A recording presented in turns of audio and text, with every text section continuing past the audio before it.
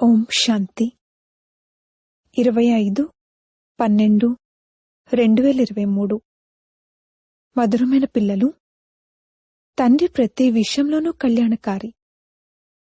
అందుకే ఏ డైరెక్షన్లైతే లభిస్తాయో వాటిని పెడచెవిన పెట్టకుండా శ్రీమతంపై సదా నడుస్తూ ఉండండి.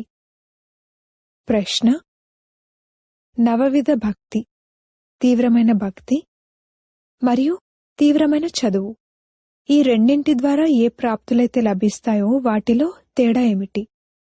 జవాబు: నవవిధ భక్తి, తీవ్రమైన భక్తి ద్వారా కేవలం సాక్షాత్కారాలు జరుగుతాయి. శ్రీకృష్ణుని భక్తులకు శ్రీకృష్ణుని సాక్షాత్కారం జరుగుతుంది. రాసలీల మొదలైనవి చేస్తారు, కాని వారు వైకుంఠపురిలోకి లేక శ్రీకృష్ణపురిలోకి వెళ్లరు. పిల్లలైన మీరు తీవ్రమైన చదువును చదువుతారు. దీని ద్వారా మీ మనోకామనలన్నీ పూర్తవుతాయి. ఈ చదువు ద్వారా మీరు వైకుంఠపురిలోకి వెళ్ళిపోతారు. పాట: ఈరోజు కాకపోతే రేపు. ఓం శాంతి. ఇంటికి పదండి అని ఇలా ఎవరన్నారు? ఎవరి బిడ్డైనా అలిగి వెళ్ళిపోతే మిత్ర సంబంధికులు మొదలైన వారు అతని వెనక వెళ్తారు. ఎందుకలిగావు, ఇప్పుడిక ఇంటికి పద అని అంటారు. అలాగే అనంతమైన తండ్రి కూడా వచ్చి పిల్లలందరితో ఈ విధంగా అంటారు. వీరు తండ్రి కూడా, తాతగారు కూడా. వీరు దైహికమైన వారు కూడా, అలాగే ఆత్మికమైన వారు కూడా. వీరంటారు, ఓ పిల్లలు, ఇప్పుడిక ఇంటికి పదండి. రాత్రి పూర్తయింది, ఇప్పుడు పగలు వస్తుంది. ఇవి జ్ఞానానికి సంబంధించిన విషయాలు. బ్రహ్మ యొక్క రాత్రి, బ్రహ్మ యొక్క పగలు, ఇవి ఎవరు అర్థం చేయించారు? తండ్రి కూర్చుని బ్రహ్మ మరియు బ్రహ్మ కుమార కుమారీలకు అర్థం చేయిస్తారు. అర్ధకల్పం రాత్రి అనగా పతిత రావణ రాజ్యం మరియు భ్రష్టాచారి రాజ్యం. ఎందుకంటే ఆసురీ మతంపై నడుస్తారు. ఇప్పుడు మీరు శ్రీమతంపై నడుస్తున్నారు. శ్రీమతం కూడా గుప్తమైనది. తండ్రి స్వయంగా వస్తారని మనకు తెలుసు. వారి రూపం వేరు, రావణుని రూపం వేరు. అతణ్ణి పంచవికారాల రూపీ రావణుడు అని అంటారు. ఇప్పుడు రావణ రాజ్యం అంతమవుతుంది. తర్వాత ఈశ్వర్య రాజ్యం ఉంటుంది. రామరాజ్యం అని అంటారు కదా. సీత యొక్క రాముణ్ణి జపించరు. మాలలో రామ రామ అని జపిస్తారు కదా. అక్కడ ఆ విధంగా పరమాత్మను తలుచుకుంటారు. ఎవరైతే సర్వుల సద్గతిదాతనో వారినే జపిస్తూ ఉంటారు. రామ అనగా భగవంతుడు. మాలను జపించేటప్పుడు ఎప్పుడూ వ్యక్తినెవర్నీ తలుచుకోరు. వారి బుద్ధిలోకి ఇతరులెవ్వరూ రారు. ఇప్పుడు రాత్రి పూర్తయిందని తండ్రి అర్థం చేయిస్తారు. ఇది కర్మక్షేత్రం, రంగస్థలం. ఇక్కడ ఆత్మలమైన మనం శరీరాన్ని ధారణ చేసి పాత్రను అభినయిస్తాము. 84 జన్మల పాత్రను అభినయించాలి. అందులో మళ్ళీ వర్ణాలను కూడా చూపిస్తారు. ఎందుకంటే 84 జన్మల లెక్క కూడా కావాలి కదా. ఏ ఏ జన్మలో ఏ ఏ కులంలోకి ఏ ఏ వర్ణంలోకి వస్తారు. అందుకే విరాట రూపాన్ని కూడా చూపించారు. మొట్టమొదట బ్రాహ్మణులు ఉంటారు. కేవలం సత్యుగ సూర్యవంశంలోనే 84 జన్మలు ఉండవు. బ్రాహ్మణ కులంలో కూడా 84 జన్మలు ఉండవు. 84 జన్మలనేవి భిన్న భిన్న నామరూప దేశ కాలాల్లో ఉంటాయి. సత్యుగ సతోప్రధాన స్థితి నుండి కలియుగ తమోప్రధాన స్థితికి తప్పకుండా రావాల్సిందే. దాని సమయాన్ని కూడా సూచించడం జరుగుతుంది. మనుషులు 84 జన్మలెలా తీసుకుంటారు? ఇది కూడా అర్థం చేసుకోవాల్సిన విషయం. ఇది మనుషులు అర్థం చేసుకోలేరు. అందుకే తండ్రి అంటారు, మీకు మీ జన్మల గురించి తెలీదు, నేను తెలియజేస్తాను. డ్రామానుసారంగా అందరూ తప్పకుండా మర్చిపోవాల్సిందే అని తండ్రి భావిస్తారు. ఇప్పుడిది సంగమయుగం. కలియుగం ఇప్పుడు చిన్న బాలుడి దశలో ఉందని ప్రపంచం అంటుంది. దీనిని అజ్ఞానం, ఘోర అంధకారం అంటారు. ఏ విధంగా డ్రామాలోని నటులకు ఇప్పుడు నాటకం పూర్తయ్యేందుకు ఇంకా 10 నిమిషాలుంది అని ముందే తెలుస్తుందో, అలాగే ఇది కూడా చైతన్యమైన డ్రామా. ఇదెప్పుడు పూర్తవుతుందనేది మనుషులకు తెలియదు. మనుషులైతే ఘోర అంధకారంలో ఉన్నారు. తండ్రి అంటారు, గురువులు, పండితులు, వేదశాస్త్రాలు, జపతపాదుల ద్వారా నేను లభించను. ఇదంతా భక్తి మార్గపు సామాగ్రి. నేనైతే నా సమయానికి వస్తాను. అనగా ఎప్పుడైతే రాత్రిని పగలుగా తయారు చేయాల్సి ఉంటుందో మరియు అనేక ధర్మాలను వినాశనం చేసి ఏకధర్మ స్థాపన చేయవలసి ఉంటుందో అప్పుడు వస్తాను. ఎప్పుడైతే సృష్టి చక్రం పూర్తవుతుందో అప్పుడే నేను స్వర్గస్థాపన చేస్తాను. ఆ తర్వాత వెంటనే రాజ్యం ప్రారంభమవుతుంది. మనం మళ్లీ రాజుల వద్ద జన్మ తీసుకుంటామని, ఆ తర్వాత మెల్లమెల్లగా కొత్త ప్రపంచం తయారవుతుందని మీకు తెలుసు. అంతా కొత్తగా తయారు చేయవలసి ఉంటుంది. బాబా అర్థం చేయించారు, ఆత్మలో చదువు యొక్క సంస్కారాలు మరియు కర్మ చేసే సంస్కారాలు ఉంటాయి. ఇప్పుడు పిల్లలైన మీరు ఆత్మాభిమానులుగా అవ్వాలి. మనుషులందరూ దేహాభిమానులుగా ఉన్నారు. ఎప్పుడైతే ఆత్మాభిమానులుగా అవుతారో అప్పుడే పరమాత్మను స్మృతి చేయగలుగుతారు. మొట్టమొదటి విషయం ఆత్మాభిమానిగా అవ్వడమే. మనం జీవాత్మలమని అందరూ అంటారు కూడా. అలాగే ఆత్మ అవినాశి అని, ఈ శరీరం వినాశి అని కూడా అంటారు. ఆత్మ ఒక శరీరాన్ని వదిలి ఇంకొకటి తీసుకుంటుంది అని ఈ విధంగా అంటారు కూడా. కాని దానిపై నడవరు. ఆత్మ నిరాకారి లోకం నుండి వస్తుందని, అందులో అవినాశి పాత్ర ఉందని ఇప్పుడు మీకు తెలుసు. ఈ విషయాలను తండ్రి కూర్చుని అర్థం చేయిస్తారు. పునర్జన్మలు తీసుకుంటారు. డ్రామా అయితే యథావిధిగా రిపీట్ అవుతుంది. మళ్లీ క్రైస్ట్ మొదలైన వారంతా రావాల్సి ఉంటుంది. తమ తమ సమయాలలో వచ్చి ధర్మస్థాపన చేస్తారు. ఇప్పుడు ఇది సంగమయుగ బ్రాహ్మణుల ధర్మం. వారు పూజారి బ్రాహ్మణులు, మీరు పూజ్యులు. మీరెప్పుడు పూజలు చెయ్యరు, మనుషులైతే పూజలు చేస్తారు. కావున తండ్రి అర్థం చేయిస్తారు, ఇది ఎంత పెద్ద చదువు, ఎంతగా ధారణ చేయాల్సి ఉంటుంది. విస్తారంగా ధారణ చేయడంలో నంబర్వారుగా ఉన్నారు. సారంలోనైతే బాబా రచయిత మరియు ఇది వారి రచన అని అర్థం చేసుకుంటారు. అచ్చా, వీరు తండ్రి అనైతే అర్థం చేసుకున్నారు కదా. తండ్రిని భక్తులందరూ తలుచుకుంటారు. భక్తులు కూడా ఉన్నారు, పిల్లలు కూడా ఉన్నారు. భక్తులు బాబా అని అంటూ పిలుస్తారు. ఒకవేళ భక్తులే భగవంతులైనట్లయితే మరి బాబా అని ఎవరిని పిలుస్తారు? ఇది కూడా అర్థం చేసుకోరు. తమను తాము భగవంతునిగా భావించి కూర్చుంటారు. బాబా అంటారు, డ్రామానుసారంగా ఎప్పుడైతే ఇటువంటి పరిస్థితి ఏర్పడుతుందో, భారత్ ఎప్పుడైతే పూర్తి చివరి ఖాతాలోకి వెళ్ళిపోతుందో అప్పుడు తండ్రి వస్తారు.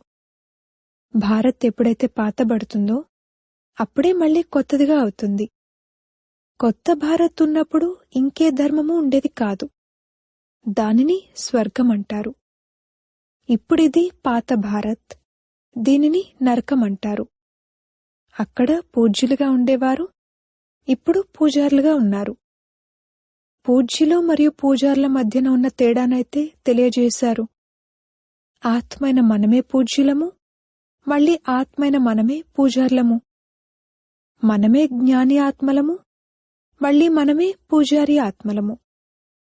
నీవే పూజ్యుడివి మరియు నీవే పూజారివి అని భగవంతుణ్ణి అనరు. అలా లక్ష్మీనారాయణలను అంటారు. కావున వారు ఏ విధంగా పూజ్యులుగా మరియు పూజారులుగా అవుతారు అనేది బుద్ధిలోకి రావాలి. తండ్రి అంటారు, కల్పకృతం కూడా నేను ఈ విధంగానే జ్ఞానాన్ని ఇచ్చాను. కల్పకల్పము ఇలానే ఇస్తాను. నేను కల్పం యొక్క సంగమయుగంలోనే వస్తాను. నా పేరే పతిత పావనుడు. ఎప్పుడైతే మొత్తం ప్రపంచమంతా పతితంగా అవుతుందో అప్పుడు నేను వస్తాను. చూడండి, ఇది వృక్షం. ఇందులో బ్రహ్మ పైన నిలబడి ఉన్నారు. మొదట ఆదిలో చూపిస్తారు, ఇప్పుడు అందరూ చివర్లో ఉన్నారు. ఏ విధంగా బ్రహ్మ చివర్లో ప్రత్యక్షమయ్యారో అలా ఆ ధర్మస్థాపకులు కూడా చివర్లో వస్తారు. ఉదాహరణకు క్రైస్ట్ ఉన్నారు. అతను మళ్ళీ అంతిమంలో వస్తారు. కాని మనం చివర్లో, అనగా ఆ కొమ్మ యొక్క చివర్లో అతని చిత్రాన్ని చూపించలేము, కాని అర్థం చేయించొచ్చు. ఏ విధంగా ఈ దేవీదేవత ధర్మాన్ని స్థాపన చేసే ప్రజాపిత బ్రహ్మ ఉన్నారు. వారిప్పుడు వృక్షం చివర్లో నిలబడి ఉన్నారు.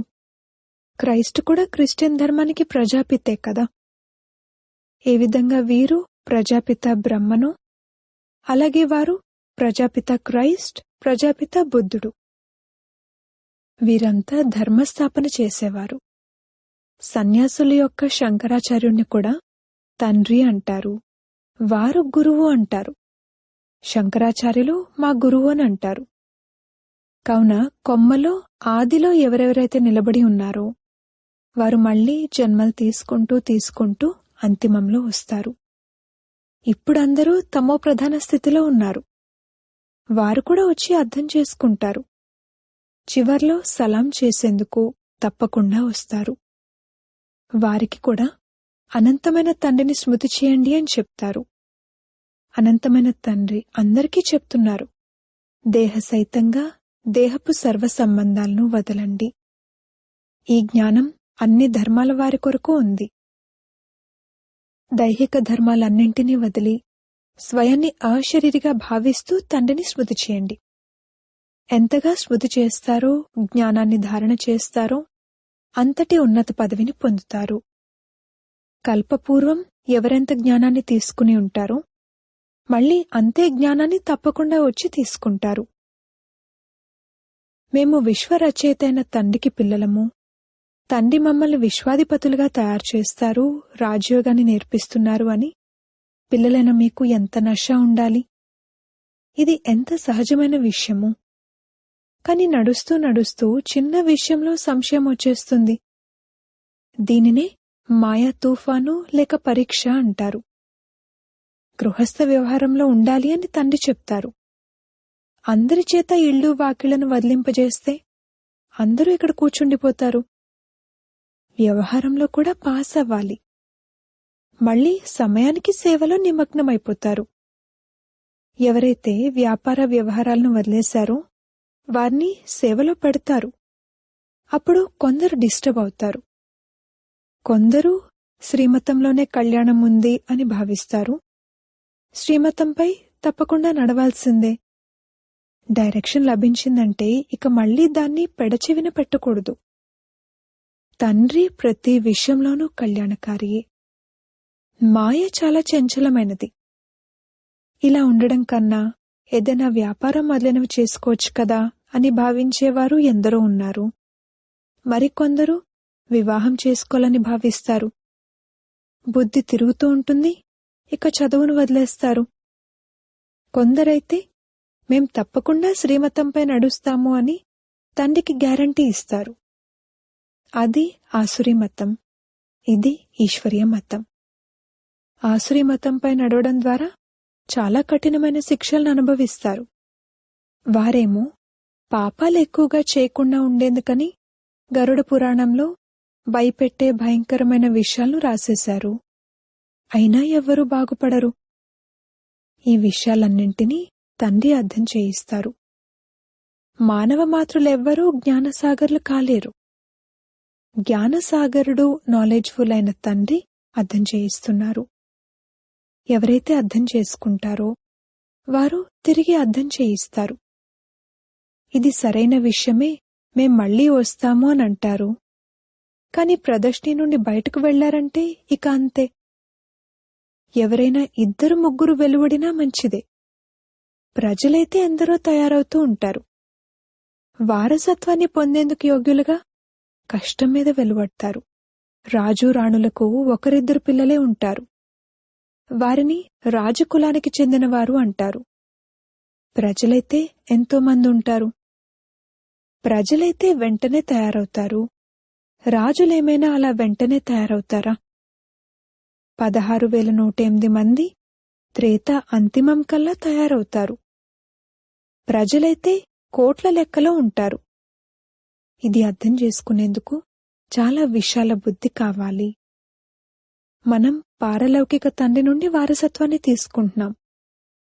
నన్ను స్మృతి చేయండి మరియు వారసత్వాన్ని స్మృతి చేయండి అని తండ్రి ఆజ్ఞనిచ్చారు. మన్మనాభవ మరియు మధ్యాజీ భవ. స్వర్గం విష్ణుపురి, ఇది రావణపురి. శాంతిధామం, సుఖధామం మరియు దుఃఖధామం. ఈ విషయాలను తండ్రి అర్థం చేయిస్తారు. తండ్రిని స్మృతి చేయడం ద్వారా అంతిమ మతిని బట్టి గతి ఏర్పడుతుంది.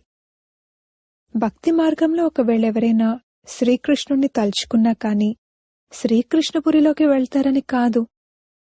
అలా కాదు. మహా అయితే శ్రీకృష్ణపురిలోకి వెళ్లి ధ్యానంలో రాసలీలా మొదలైనవి చేసి తిరిగొచ్చేస్తారు. అది నవవిధ భక్తి, తీవ్రమైన భక్తి యొక్క ప్రభావం. తద్వారా వారికి సాక్షాత్కారం జరుగుతుంది, మనోకామనలు పూర్తవుతాయి. ఇకపోతే సత్యుగం సత్యుగమే కదా. అక్కడకు వెళ్లేందుకు తీవ్రమైన చదువు కావాలి, అంతేకాని తీవ్రమైన భక్తి కాదు. చదువుకుంటూ ఉండండి. మురళిని తప్పకుండా చదవాలి. సెంటర్కు తప్పకుండా వెళ్ళాలి. లేదంటే మురళి తీసుకువెళ్లి ఇంట్లో తప్పకుండా చదువుకోండి. కొందరికి సెంటర్కు వెళ్ళండి అని చెప్పడం జరుగుతుంది. ప్రతి ఒక్కరికి వేరువేరుగా ఉంటుంది. అందరి కొరకు ఒకటే విషయం ఉండదు. బాబా దృష్టి ఇచ్చి తినండి అని చెప్తారు కదా అని భావించడం కాదు. బాబా ఏమంటారంటే, తప్పనిసరి పరిస్థితుల్లో ఇంకేమీ చేయలేకపోతే దృష్టి ఇచ్చి తినండి. బాబా అందరి కొరకు అదే విధంగా చెప్తారని కాదు. ఉదాహరణకు బాబా కొందరికి సినిమాకు వెళ్లాల్సి వస్తే వెళ్ళండి అని చెప్తారు. కాని ఇది అందరి కొరకు కాదు. ఎవరితోనైనా వెళ్లాల్సి వస్తే వారికి కూడా జ్ఞానాన్ని ఇవ్వాలి. అది హద్దు నాటకం, ఇది అనంతమైన నాటకం అని చెప్పాలి. కావున సేవ చేయాలి, అంతేకాని కేవలం ఆ సినిమాను చూడ్డానికి వెళ్లడం కాదు. శ్మశానానికి కూడా వెళ్లి సేవ చేయాలి. అచ్చా, మధురాతి మధురమైన సిక్కిలదే పిల్లలకు మాతా పితా బాప్దాదాల ప్రియ స్మృతులు మరియు గుడ్ మార్నింగ్. ఆత్మిక పిల్లలకు ఆత్మిక తండ్రి నమస్తే. ధారణ కొరకు ముఖ్య సారము. మొదటి పాయింట్, తండ్రి చెప్పే ప్రతి విషయంలోనూ కళ్యాణం ఉంది అని అర్థం చేసుకుని నిశ్చయబుద్ధి కలవారిగా నడుచుకోవాలి. ఎప్పుడూ సంశయంలోకి రాకూడదు. శ్రీమతాన్ని యథార్థ రీతిగా అర్థం చేసుకోవాలి. రెండవ పాయింట్, ఆత్మాభిమానిగా ఉండే అభ్యాసం చేయాలి. డ్రామాలో ప్రతి పాత్రధారికి అనాది పాత్ర ఉంది. అందుకే సాక్షిగా అయి చూసే అభ్యాసం చేయాలి. వరదానము, సదా రక్షణ అనే రేఖ లోపల ఉంటూ పరమాత్ముని ఛత్రఛాయను అనుభవం చేసే మాయాజీత్ భవ. బాబా మరియు మీరు, ఇదే రక్షణ అనే రేఖ. ఈ రేఖే పరమాత్ముని ఛత్రఛాయ. ఎవరైతే ఈ ఛత్రఛాయ అనే రేఖ లోపల ఉంటారో వారి వద్దకు మాయ వచ్చేందుకు కూడా సాహసం చేయలేదు. అప్పుడిక శ్రమంటే ఏమిటి, ఆటంకమంటే ఏమిటి, విఘ్నమంటే ఏమిటి అన్నది తెలియకుండా ఈ పదాల నుండి అవిద్యగా అవుతారు. సదా సురక్షితంగా ఉంటారు, తండ్రి హృదయంలో ఇమిడి ఉంటారు. ఇదే తీవ్రగతితో ముందుకు వెళ్లేందుకు మరియు మాయాజీతులుగా అయ్యేందుకు అన్నింటికన్నా సహజ పురుషార్థం. స్లోగన్, దివ్య గుణాల రూపీ సర్వ అలంకారాలతో అలంకరింపబడి ఉన్నట్లయితే అహంకారం రాజాలదు. ఓం శాంతి.